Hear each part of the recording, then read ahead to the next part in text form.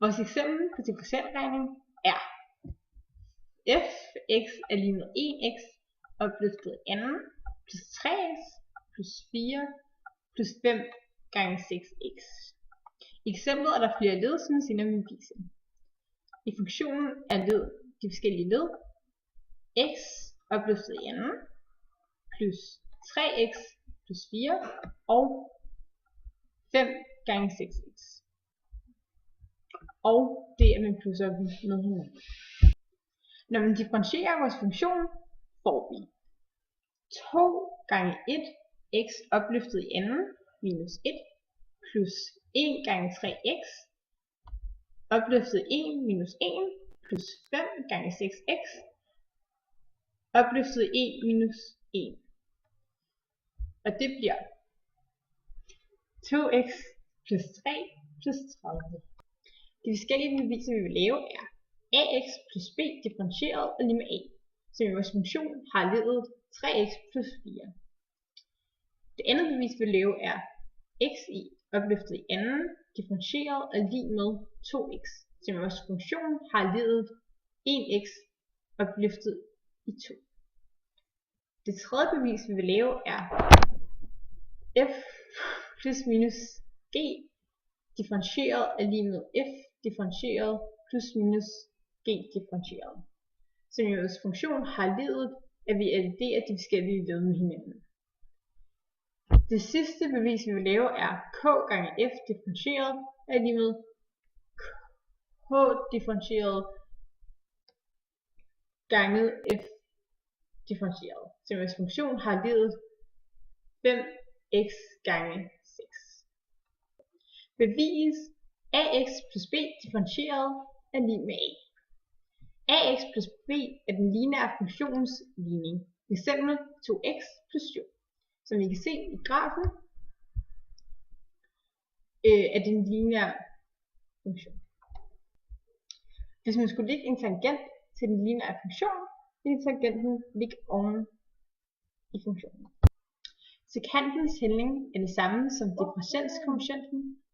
Sekantens hældning er f parentes x minus f parentes x0 divideret med x minus x0. Hvis vi tager sekantens hældning og funktionen ax plus b og indsætter i stedet for,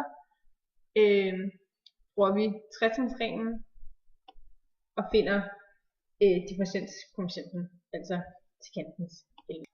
Trin 1. Parentes ax plus b parentes stop minus parentes ax0 plus b parentes divideret med x minus x0. Trin 2. Ax plus b minus ax i 0 minus b divideret med x minus x0. Det skal vi reducere, og det får vi til ax minus ax i 0 divideret med x minus x i 0 er lige med a parentes x minus x0 parentes divideret med x minus x0 er lige med a. Trin 3. Undersøger vi differentialkoefficienten, altså tangentens hældning. Når a går mod a, sker der intet, fordi at x går imod x0. Det vil altså sige, at f differentieret x af 0 er lige med a. Beviset for f af x i x i anden medfører, at f differentieret af x er lige med 2x. Man kan finde beviset for x i anden ved hjælp af en metode, der hedder tretrinsreglen. Trin 1. Her beregnes sekantens hældning. As lige med y2 minus y1 divideret med x2 minus x1. Eller man kan også sige, as er lige med delta y divideret med delta x er lige med f af x0 plus delta x minus f af x0 divideret med delta x. Indsætter nu den konkrete funktion f af x er lige x i anden i formlen for sekantens hældning. Og det bliver as lige med parentes x0 plus delta x parentes slut opløftet i anden minus x0 divideret med delta x. Trin 2. Her reduceres as lige x0 opløftet i anden plus delta x plus 2x0 gange delta x minus x0 opløftet i anden divideret med delta x. Og det bliver lig med delta x plus 2x0. Trin 3. Her tages grænseværdien af hvert led. Det vil sige lim af delta x plus lim af 2x0 for når delta x går mod 0 og for når delta x går mod 0.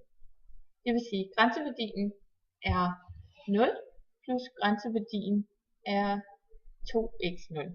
Og det vil så sige, at f differentieret x0 er lig med 2x0.